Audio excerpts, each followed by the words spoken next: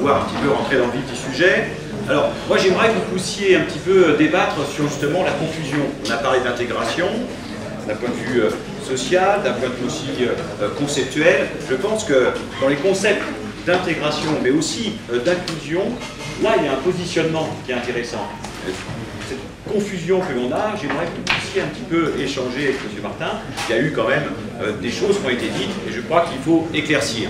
Après, j'aurais une deuxième question qui ira plus sur le point de vue des classifications. Parce que si on a mis en avant la date de 1995, c'est bien entendu, sous-jacent derrière le domaine d'action, il y a le souci classificatoire. Mettre de l'ordre dans un certain désordre apparent. Et à partir de là, on va essayer de voir ensemble pourquoi certains font fi de cette classification. Klein, de Linière par exemple, on peut maintenant fonctionner sans classification, je les cite. On est sur l'épanouissement personnel, l'individualisation de l'enseignement. Bref, on n'a pas besoin d'une EPS complète, on va plutôt donc sur laisser du temps aux élèves de s'épanouir et de se réaliser. Alors, premièrement, sur les confusions, d'un point de vue de l'intégration, voire de l'inclusion.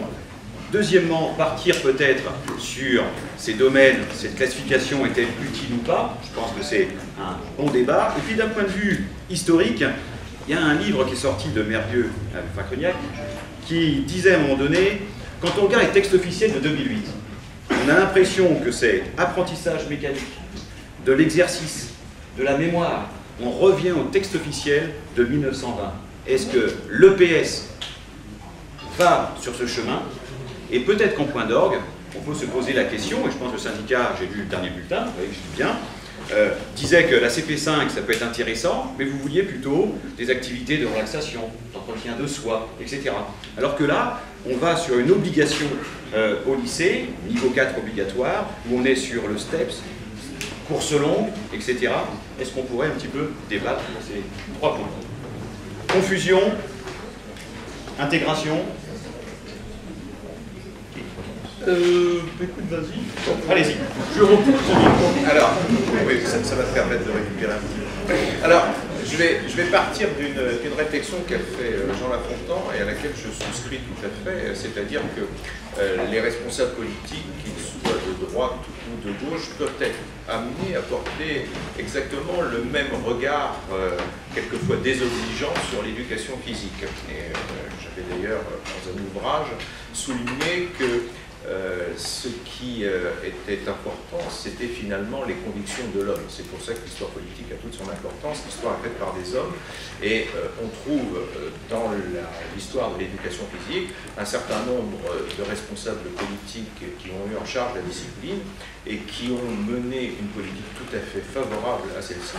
Et ça n'est pas leur appartenance ou leur position sur l'échiquier politique qui compte, mais c'est leur conviction personnelle et le fait qu'ils acceptent d'accorder à l'éducation physique un regard qui est bienveillant, pour le moins.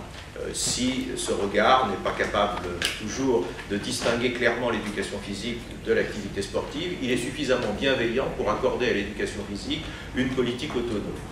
Et je pense, c'est pour ça que j'avais présenté l'affaire comme cela tout à l'heure, c'est peut-être un peu simpliste, mais en termes d'enjeux politiques, la chose qui me paraît fondamentale, c'est pour l'éducation physique d'être capable d'échapper à cette confusion avec l'enseignement du sport. Et à partir du moment où on distingue les fins de l'éducation physique et ses moyens, on fait déjà un premier pas en ce sens.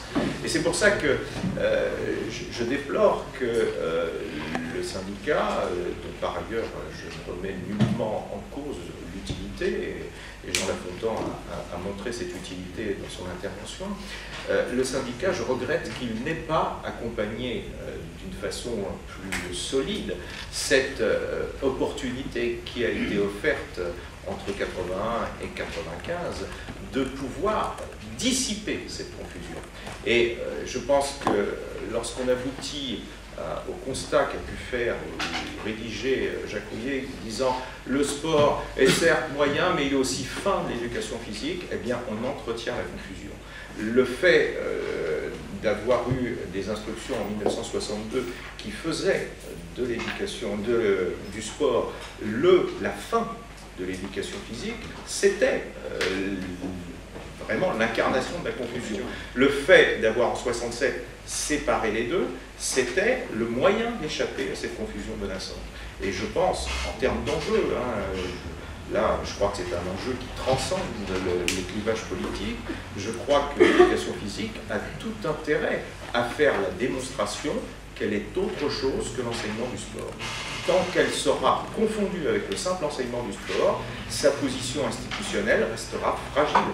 Parce que, comme l'a très bien souligné Jean Lafontant, en termes de temps difficiles sur le plan économique, les conséquences budgétaires sont immédiates. Et quand on cherche des économies, le regard se tourne immanquablement vers la discipline d'éducation physique, vers ses moyens, vers sa position institutionnelle. D'autres peuvent prétendre enseigner le sport à un coût nettement moindre que les enseignants d'éducation physique. Et cette confusion-là est terriblement menaçante. Donc, je reviens à mon idée première. L'opportunité a été offerte de dissiper la confusion, elle n'a pas été saisie comme elle aurait pu l'être, et je ne peux, en tant qu'observateur, que le déplore. Et les textes officiels, dans les années 70, vont pas donner une réponse à cette confusion. C'est-à-dire, ça va être toujours par négation. L'enseignant n'est pas un éducateur, n'est pas un entraîneur. C'est ce qu'on a dit ce matin, c'est ce que disait très justement Pierre Parleva. Tant qu'on en reste à l'énoncé des finalités, on est dans le discours incantatoire. C'est la méthode Coué. On ne doit pas être confondu avec les entraîneurs, avec les professeurs de sport. Mais, d'accord, c'est très bien. Mais pourquoi ne serait-on pas confondu? À partir du moment où on s'appuie sur le même objet, il faut bien qu'il y ait une différence. Or, la différence, elle est dans l'articulation entre l'objet et les finalités. Et là, on a un gros problème d'identité. Et ce problème, il convient de le dissiper. Les propositions ne sont pas si nombreuses, et c'est pour ça que je disais tout à l'heure que c'était une opportunité qu'avait l'éducation physique dans ses premières années 80, que d'avoir les moyens pour faire cette articulation en termes financiers, en termes de temps, en termes de demande, en termes d'attente de la communauté, et puis une proposition qui a été faite et qui, nul n'est prophète en son pays, hélas, a été retenue dans un grand nombre d'autres pays avec, me semble-t-il, beaucoup de succès.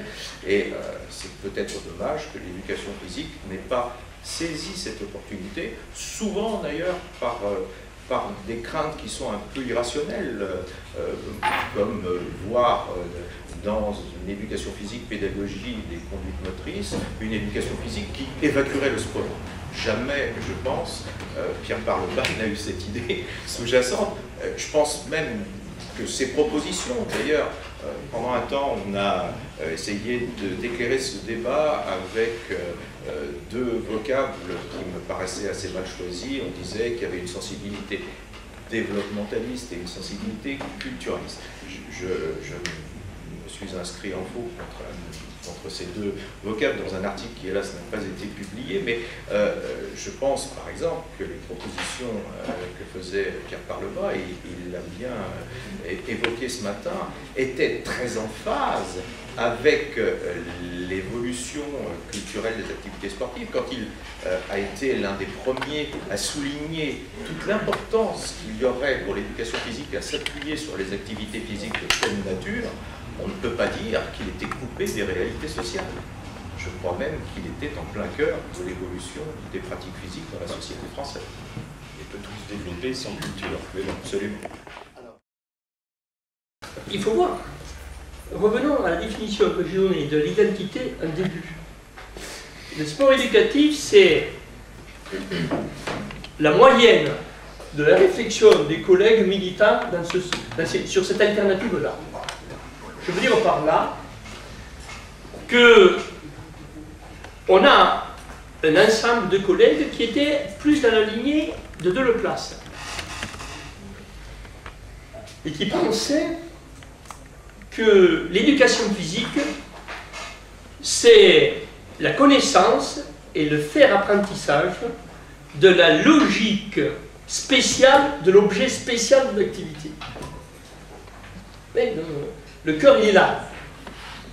Et porter l'idée, à mon avis, qui est partagée par ceux qui pensent, qui sont les tenants du sport éducatif, c'est que il n'existe pas d'épanouissement, d'individualisation qui soit hors de contenus patrimoniaux, de patrimoine culturel. Alors, là j'ai l'explication, mais je reporte la difficulté, qu'est-ce que le patrimoine culturel? Je suis d'accord avec l'interlocuteur de ce matin que si c'est pas la culture contemporaine. Il y a une personne qui a été posée sur la culture. Je ne suis pas d'accord avec cette approche-là. Je veux dire, bon, je ne vais pas brosser rapidement dit, c'est pas une critique, mais je veux dire, bon, ça va vite, mais la vision du patrimoine, c'est de dire les activités sportives qui se créent sont liées à l'inventivité de l'homme qui n'est pas sous la pression de la professionnalité, du travail, du labeur. Kluskar appelait ça une esthétique du travail. Et je crois que c'est une belle idée. Le sport comme une esthétique du travail. C'est-à-dire quelque chose qui permet à l'individu d'inventer en toute liberté des formes de techniques, quelles qu'elles soient, et qui, dans le cours de leur développement, se sportivisent ou se sportifient, suivant les mots des uns et des autres, c'est-à-dire sont repris par la société, prennent de l'ampleur et, j'ai envie de dire, parfois terminent le JO. Le surf, par exemple, il y en a d'autres qu'on pourrait prendre. D'accord? Voilà. Et je crois que ce mouvement-là, c'est le mouvement un peu de fond qui fonde l'approche, je dirais, des tenants du sport éducatif. Donc, ce n'est pas une approche qui s'identifie à l'entraîneur, au spécialiste de telle activité, parce qu'il porte cette activité avec un fardeau terrible. C'est que face à lui, ils ont 20, 25, 30, 40 monde à qui on obligera peut-être de faire de la danse alors qu'ils rêvaient de faire du foot ou autre chose, et dans lequel il devrait se donner l'objectif de les faire, sur la décision qui est portée de la danse, de leur faire acquérir un niveau d'une certaine excellence par rapport à ce qu'ils faisaient initialement. Et ça, la démocratisation, et je crois que l'échec que nous avons, c'est qu'il faudrait qu'on réfléchisse exactement qu'est-ce que c'est que la démocratisation du sport. Je pense qu'on a dit de manière trop rapide que la démocratisation du sport, c'est le décalque du sport de haut niveau dans l'éducation physique. Je suis contre cette idée. C'est une invention autre, l'éducation physique, mais qui se nourrit de cet élément-là, qui se nourrit de cet élément-là, de cette invention sociale. Et je crois, à mon avis, c'est ce rapport, je dirais, habité entre le prof, l'activité, pour faire parvenir l'élève à de nouvelles réalisations, qui est le cœur du métier d'ancienne éducation physique. Vous voyez pourquoi l'histoire de confusion, je ne la comprends pas dans les éléments que nous avons entre nous. Et en même temps, je termine là-dessus, excusez-moi, voilà, en même temps, je vois bien, par exemple, quand il y a eu l'option facultative ou de détermination en lycée, on a eu des débats importants à l'intérieur de la profession. Que doivent être ces 4 heures ou 3 heures d'éducation physique? Doivent être que du foot toute l'année? Et doivent être 2 activités, 3 activités? Combien finalement de semaines? Et pourquoi? Parce qu'en dessous, quand on a réuni les collègues au niveau national, tous disaient on ne veut pas être, l'option EPS en lycée ne peut pas être un entraînement sportif de type club. Elle doit porter, je dirais, l'exigence d'une forme de démocratisation qui va toucher l'ensemble des gosses qui viennent dans cette option, parce que finalement, ça leur convenait pour des raisons que sais-je. Mais il y a eu un dernier débat là-dessus. Par exemple, il y a eu tout un débat sur une filière d'éducation physique au lycée. On n'en a pas parlé. Est-ce que, actuellement, on invente, à côté des filières S, SES, L, une filière sport? Ou est-ce qu'on charge chacune des filières existantes de plus de sport. C'est un peu la deuxième option qui a été prise. Est-ce que tu vois? Mais dans les rangs du syndicat, il y a une grande partie des collègues qui estimaient qu'on devait mettre en place une filière sport. Et cette filière sport, elle devait couronner en quelque sorte l'aboutissement de la division d'éducation physique qui ne soit ni celle de l'entraîneur, un club, et qui ne soit pas, je dirais, une copie conforme de l'entraîneur, mais qui soit une invention d'une recherche de l'excellence dans une forme de démocratisation. Je ne sais pas si j'ai pas été confus, mais c'était clair dans ma tête. C'est essentiel. Alors, juste quelques petites réactions pour lever peut-être des quelques points de réaction. Oui. Alors, d'abord, la confusion, je ne cherche pas à la définir, je me contente de la constater. La confusion, c'est pas moi qui en parle, elle se constate tous les jours. Hein. C'est celle qui consiste à voir dans l'éducation physique l'enseignement du sport, à voir dans le professeur d'éducation physique le prof de sport. Bon, et ça, elle est visible dans le discours des parents d'élèves, dans le discours des autres enseignants, des ministres, bien sûr, des chefs d'établissement. Comme tu l'as rappelé tout à l'heure, j'ai cette caractéristique d'avoir gardé toujours un pied dans l'enseignement de l'éducation physique, et donc je suis au contact du terrain et je sais encore de quoi je parle, même si je ne suis plus très loin de la retraite, et je peux vous dire que très souvent, et la plupart des enseignants d'éducation physique qui sont là pourront faire écho, quand le chef d'établissement veut par exemple solliciter le professeur d'éducation physique lors d'un conseil de classe, il se tourne vers lui et 9 fois sur 10 il dit en sport ça donne quoi? Voilà. Donc tout est dit à travers ce vocal. Alors, la deuxième remarque que je voulais faire, c'est qu'on a assisté dans les années 70 à une formidable évolution qui s'est traduite non seulement par une diversification des activités sportives, mais aussi par une diversification des modalités de pratique. Et la pratique compétitive n'est plus la seule à pouvoir prétendre avoir pignon sur rue. Il en existe bien d'autres. Et en ce sens, le sport éducatif ne me paraît plus aujourd'hui être le monopole des enseignants d'éducation physique. Bien d'autres catégories d'intervenants dans le secteur des activités physiques et sportives peuvent prétendre avoir une utilisation éducative du sport. La seule chose qui manque à l'éducation physique, c'est d'avoir véritablement un objet qui lui soit propre. Tant qu'elle aura un objet que d'autres pourront également revendiquer, la confusion qui existe dans l'esprit du grand public sera toujours présente. Et je pousse un petit peu plus loin, j'en profite pour donner des éléments de cet article borné dont je parlais tout à l'heure. J'avais proposé dans cet article de remplacer la distinction entre développementaliste et culturaliste qui me paraissait absolument infondée par une distinction entre partisans de la culture sportive et partisans de la culture de l'action motrice.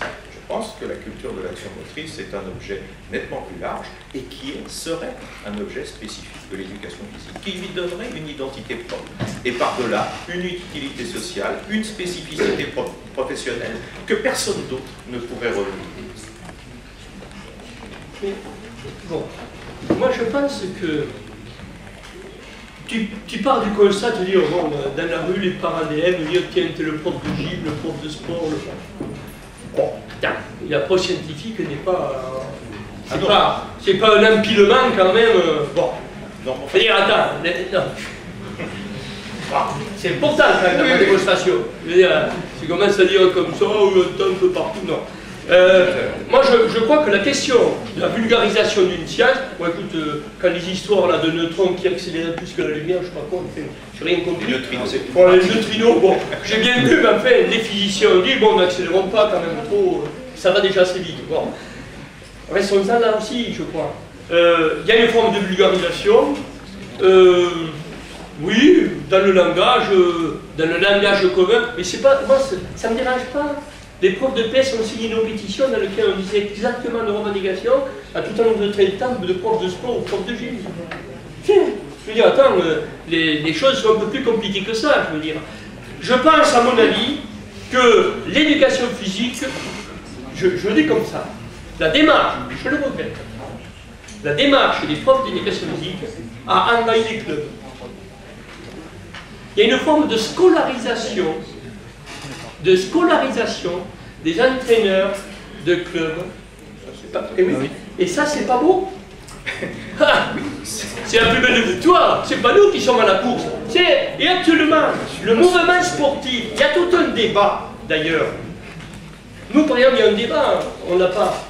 Mais on a des propositions, nous on a dit qu'actuellement, les entraîneurs en club, les brevets d'État devraient être supprimés. On a dit qu'on devrait avoir des qualifications qui sont de niveau comparable aux professeurs d'éducation physique. Tu vas dire ça, je ne sais pas, c'est une sacrée évolution. Et dans le mouvement sportif, et pourtant on la tient, parce qu'actuellement je pense que les brevets d'État tels qu'ils sont inventés, tels qu'ils continuent à vivre, ou le BP, GEPS, on s'en fout, le DEGEP, n'importe peu, on ne rentre pas dans le détail, ces trucs-là actuellement n'aident pas, par faute de culture de ces personnes, n'aident pas au développement du sport dans les clubs, même au souhait qu'ils ont de démocratiser. Et ça, écoutez, c'est quand même important qu'on puisse avoir un dialogue avec le sportif pour leur dire fidèlement, c'est ce qu'on leur a dit, que si les difficultés qu'ont les anciens éducation physique de démocratiser l'éducation physique, c'est-à-dire de faire vivre une classe avec la réussite de tous, si quand même des gars qui sont moins formés étaient capables de faire mieux que nous au niveau du lycée, bon, ça se saurait, et ce n'est pas le cas. Et je suis d'accord avec toi que dans le premier degré, c'est un échec total. Le SNEM n'a pas porté la revendication, mais quand Jacques Rouillet était secrétaire général, c'était plus simple, mais moi, j'ai aussi eu la même orientation. Dans le premier degré, le SNEM ne s'est pas battu pour qu'il y ait des profs de PS dans le premier degré. Et je vais vous dire, on n'a pas pu, parce qu'on avait des rapports d'alliance dans la fédération entre syndicats qui nous ont gelés sur cette revendication. Ce n'est pas possible qu'on fasse ça sans foutre le bordel dans notre fédération. Voilà, mais je pense sincèrement, c'est ce qui devait exister, parce que de fait, c'est ce qui existe. Ils font venir soit des brevets d'État, soit des éducateurs territoriaux. Moi, je leur ai dit à un moment au syndicat, j'ai dit un jour on va s'énerver, on va le dire.